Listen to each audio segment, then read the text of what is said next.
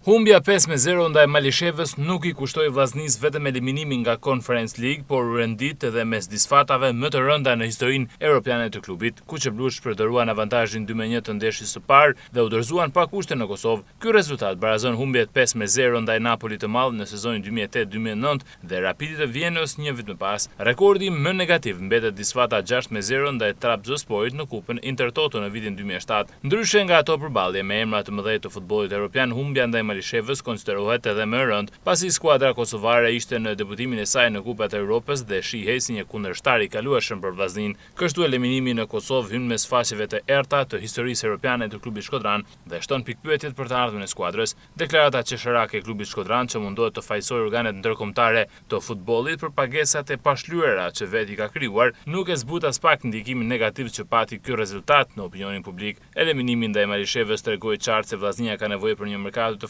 me kampionatin që nis pas pak më shumë se një muaj, drejtuesit kuqeblu duhet të lëvizin shpejt për të përforcuar skuadrën. Nga formacioni që zbriti në fushë në Kosovë, vetëm pak futbollistë duken të padiskutueshëm për sezonin e ri. Për këtë arsye, ndërhyrjet duhet të nisin që tani dhe jo të shtyhen për në janar, ku gjetja e lojtarëve cilësor bëhet shumë më e vështirë. Vllaznia kërkon përforcime në çdo repartë dhe seriozitet, një portier, të paktën 2 mbrojtës qendre me sulmor me cilësi dhe një sulmues që garanton gola. Me organikën aktuale, skuadra rrezikon ta ketë të vështirë të rivalizojë për titullin apo Europën dhe mund të mbetet në luftë për vendet e mesit të renditjes. E fundit blerje që u prezantua është ajo bosnjaku Riyad Kobliar, mësueshori i cili sezonin e kaluar ishte pjesë e Tiranës, e cila rrezikoi për mbijetesë, kontrata e të cilit me kuqeblut është me një afat 1 vjeçar.